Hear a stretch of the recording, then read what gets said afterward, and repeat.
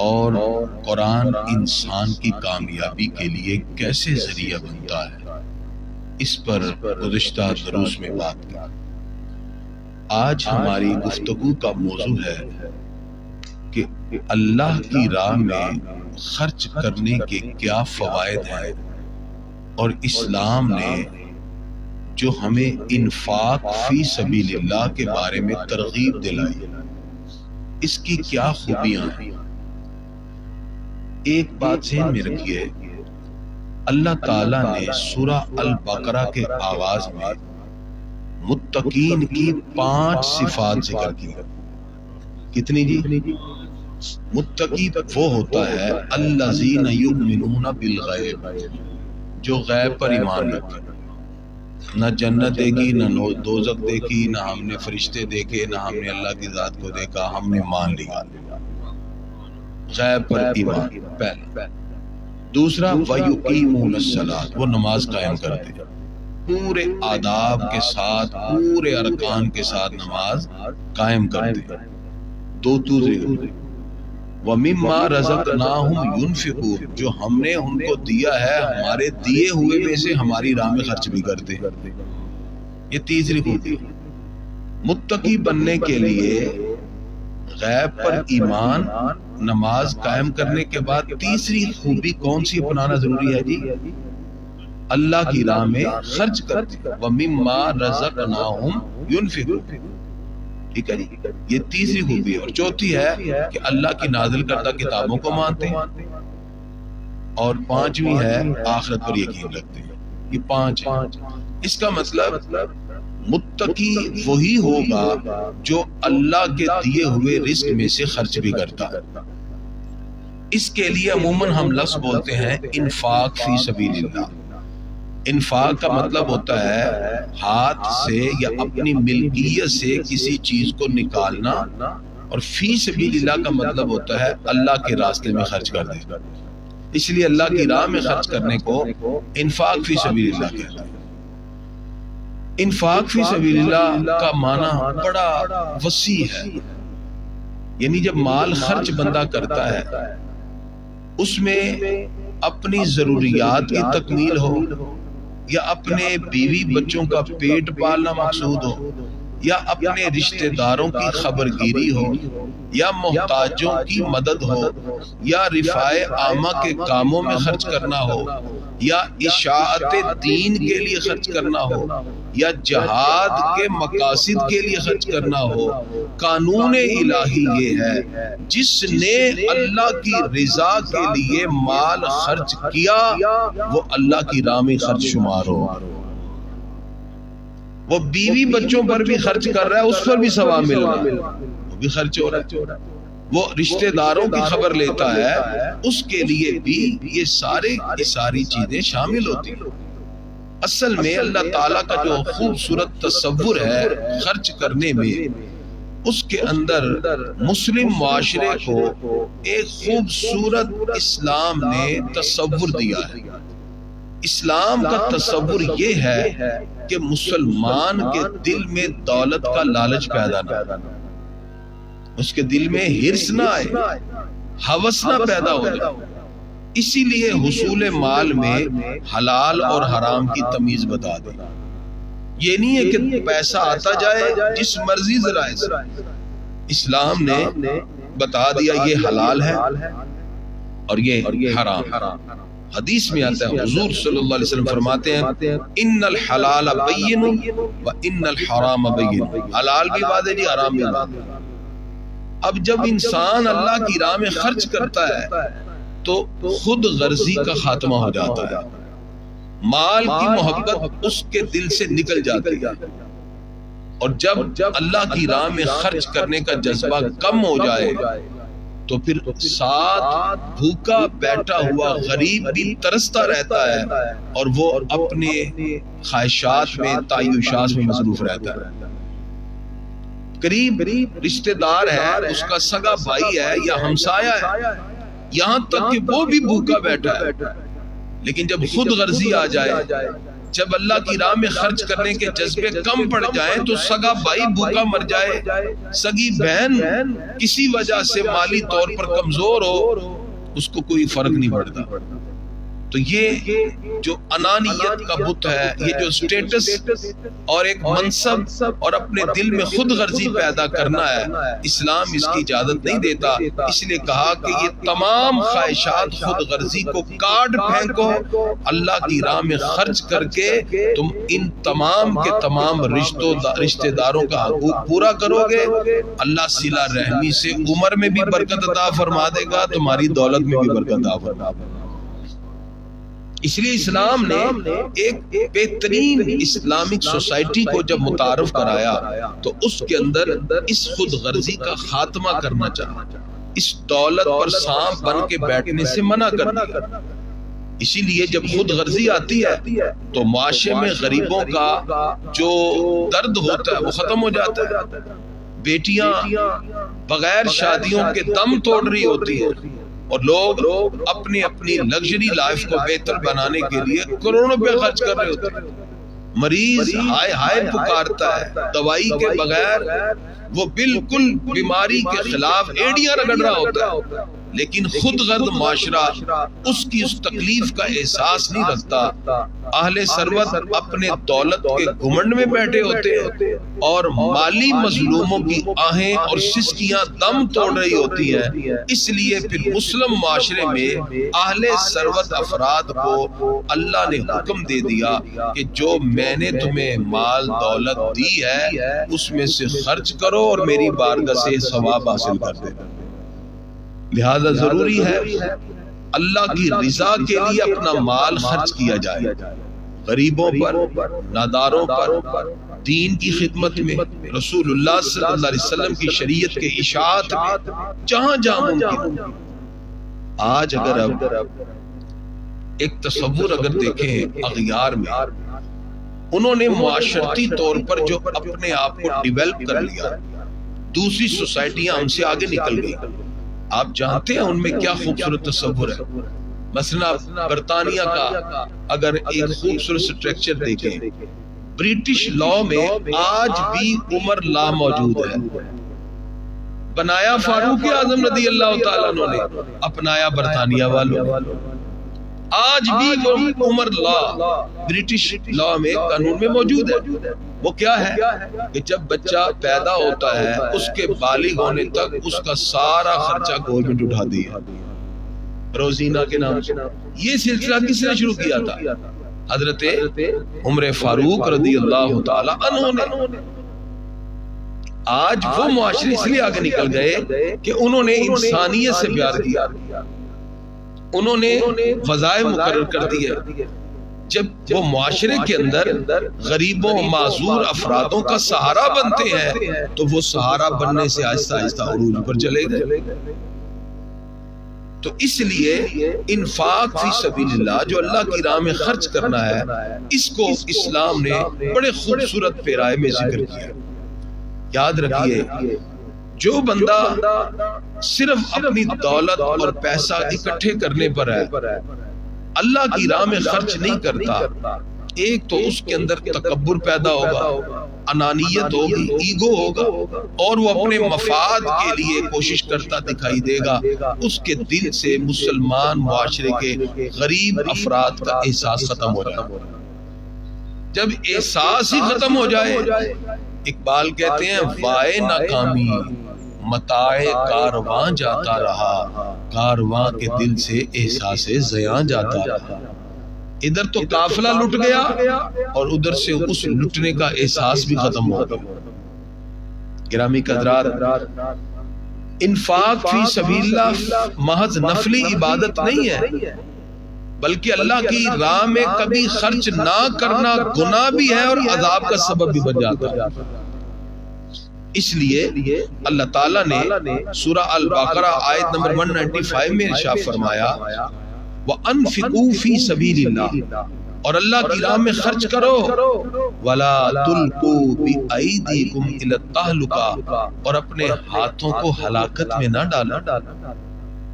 اس کا مطلب جو خرچ نہیں کرتا وہ ہلاکت میں بڑھ جاتا ہے. اس لیے فرمایا خرچ کرو. سورہ البقرہ. اور پروردگار نے سورہ توبہ کی آیت نمبر 34 میں عذاب کی وعید سنا دی، دردناک. پروردگار ارشاد فرماتا ہے والذین یکنزون الذهب والفضہ، جو لوگ سونا اور چاندی جمع کر کے رکھتے ہیں، ولا ينفقونها فی سبیل اللہ، اور اسے اللہ کی راہ میں خرچ نہیں کرتے، فبشرهم بعذاب علیم، پیارے محبوب انہیں دردناک عذاب کی خوشخبری سنا دے. دولت پیسہ اکٹھے کیے جانا، مالی حیثیت اور استطاعت کے باوجود جو اللہ کی راہ میں خرچ نہیں کرتے، پھر ان کی زندگی کا مقصد صرف مال جمع کرنا، حصول دولت اور جمع مال، اس کے لیے سزا بیان کرتی. اور پھر جو اللہ کی راہ میں خرچ نہ کریں، اللہ فرماتا ہے ان کا ٹھکانہ جہنم ہے. اب دیکھیں یہ کتنا بنیادی ایلیمنٹ ہے جس کی طرف ہماری توجہ نہیں.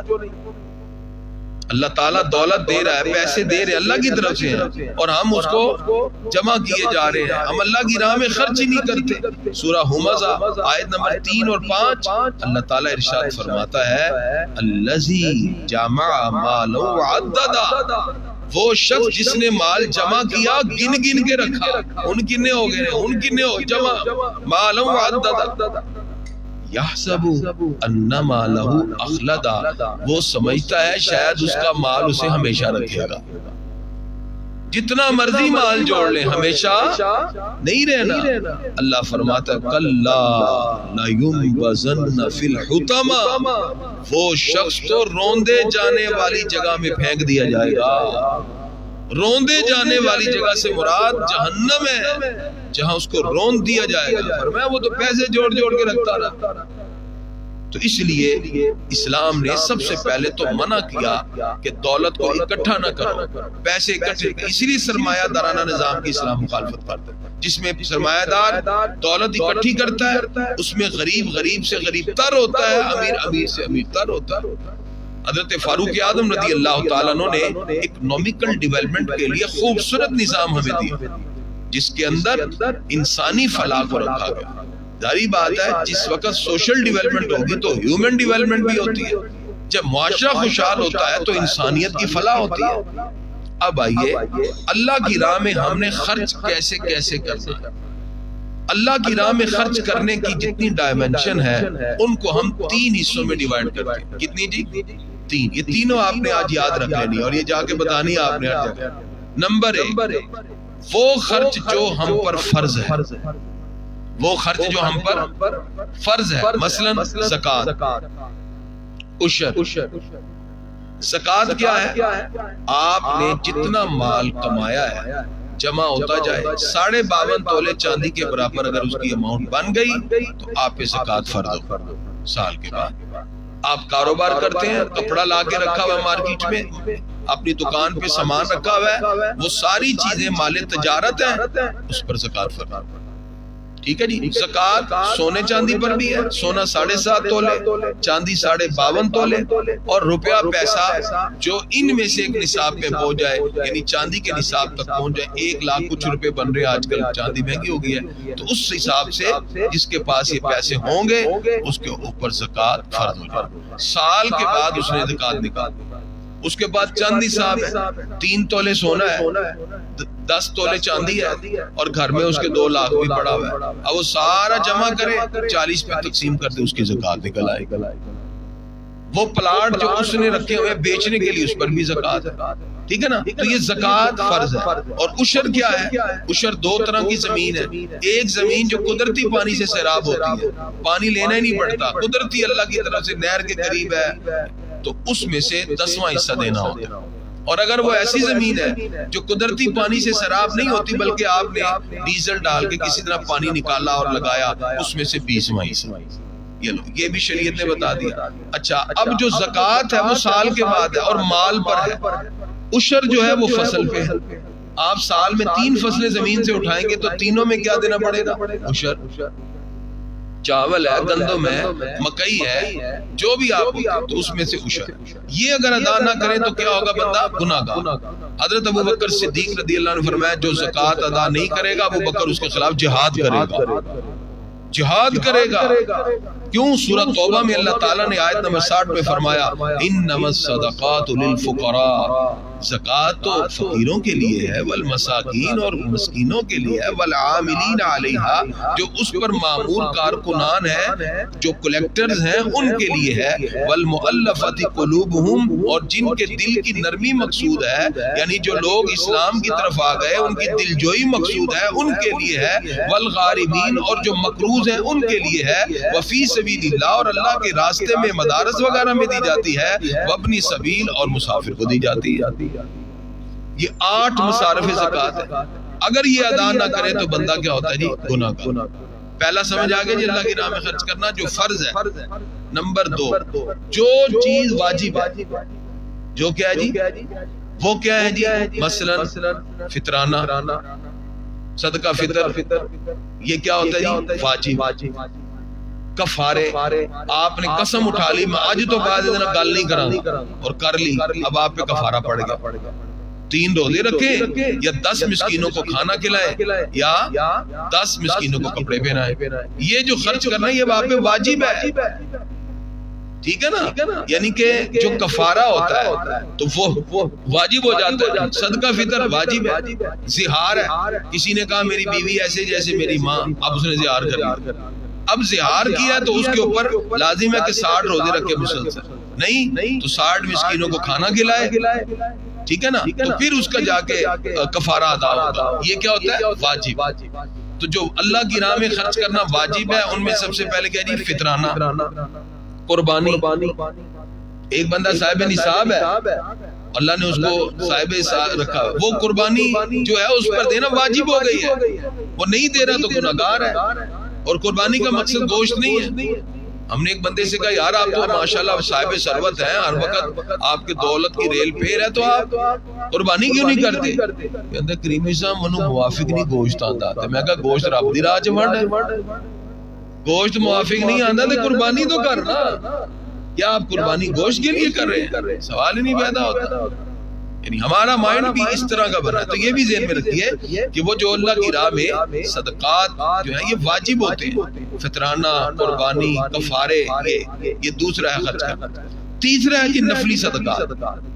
نفلی صدقات وہ ہے جو اللہ نے لازم تو نہیں کیے لیکن آپ اس کو ادا کرتے جائیں گے، اللہ آپ کو اس کو اجر عطا فرمائے گا۔ اب اس کو کیسے ادا کرنا ہے؟ سورہ البقرہ آیت نمبر 177 اللہ تعالیٰ فرماتا ہے وَآتَ الْمَالَ عَلَىٰ حُبِّهِ، جو اللہ کی محبت میں مال خرچ کرتے ہیں، ذوی القربا کبھی رشتہ داروں پر، والیتاما کبھی یتیموں پر، والمساکین کبھی مسکینوں پر، وابن السبیل کبھی مسافروں پر، والسائلین کبھی سوال کرنے والوں پر، وفی الرقاب اور کبھی غلاموں کی آزادی پر۔ یہ نفلی صدقے۔ نفلی صدقہ کا مطلب کیا ہے کہ وہ اگرچہ اس پر لازم تو نہیں تھا لیکن اس نے لازم نہ ہونے کے باوجود بھی یہ صدقات دینے کا سلسلہ شروع کیا۔ نفلی صدقہ اسے کہتے ہیں۔ تو آپ اللہ کی راہ میں دیں۔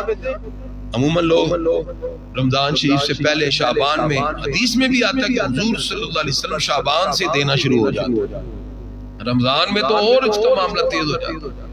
تو یہ جو غربا ہیں یہ اپنے مال میں سے ان کا حق نکالے اور خاموشی کے ساتھ دیں۔ یہ بھی نہیں جیسے آج کل ابھی رمضان آئے گا تو ٹرک لگا کے کہیں گے جی آؤ جی ایم این اے صاحب، ایم پی اے صاحب، فلاں صاحب آپ کو آٹا دیں گے۔ وہ جو پہلے غریب تھا اس کو جناب یہ ایک آٹے کا توڑا تصویر بنا کے پورے فیس بک پہ ڈال کے ذلیل کر دیا۔ یہ ایسی خرچ نہ کریں کہ لینے لگی ہوئی ہیں، نمود و نمائش ہے، خاموشی کے ساتھ۔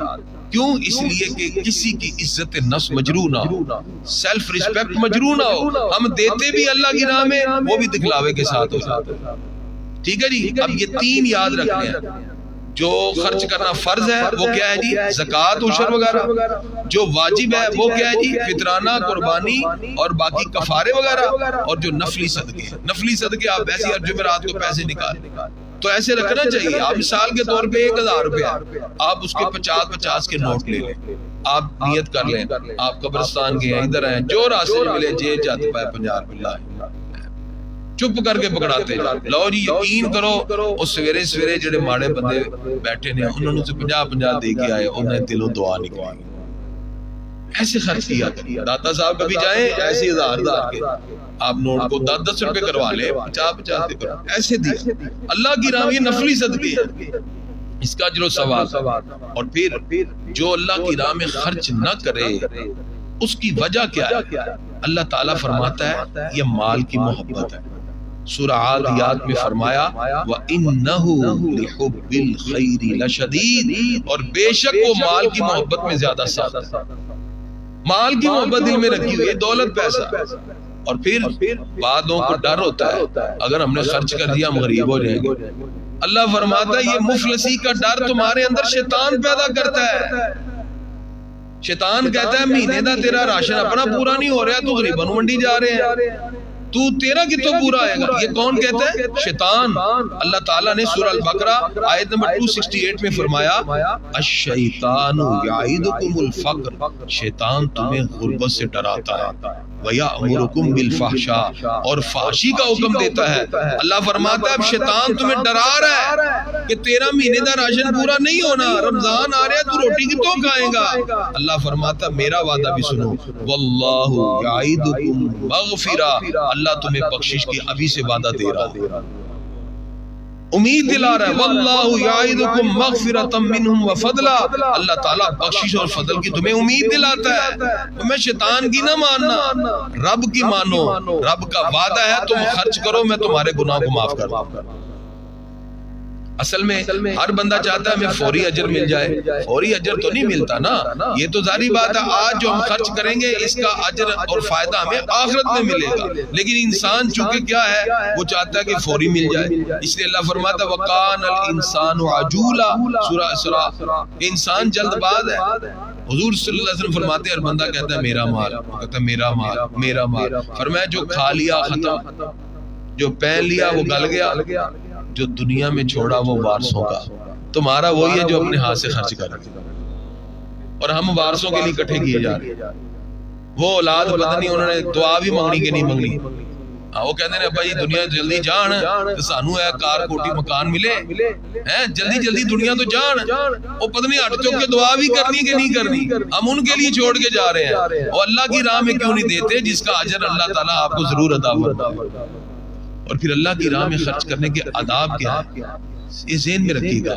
ہم جب خرچ کریں نا ہمارے ذہن میں ہو صرف ہم نے اپنے رب کو راضی کرنا ہے کس کو جی اللہ تعالیٰ سورہ البقرہ آیت نمبر 272 اللہ فرماتا ہے وَمَا تُنْفِقُونَ إِلَّا ابْتِغَاءَ وَجْهِ اللَّهِ اور تم خرچ نہ کرو مگر اللہ کی رضا کی اللہ کی رضا اور پھر کبھی زندگی میں احسان نہیں جتنا مثلا رشتہ داروں میں بہن کمزور ہے یا کوئی آپ اس کی مالی امداد کرتے رہے کسی مقام پر کوئی اختلاف ہوگا تو آپ کے آئی بڑی کھاندے تو میرے کو ہی رہے ہو نہیں ایسا نہیں اللہ تعالیٰ نے سورہ البقرہ آیت نمبر 264 میں فرمایا یا ایھا الذین آمنوا اے ایمان والو لا تبطلوا صدقاتکم بالمن والاذی احسان جتلا کر اپنے صدقات کو ضائع نہ کرو کسی کو دکھ پہنچا کر اپنے صدقات کو ضائع نہ کرو ہم ایک دوسرے کو جتلانا شروع ہو جاتے ہیں کہ تیرے گھر دا راشن میں باندا نے آج تو منو اکھا وکھانے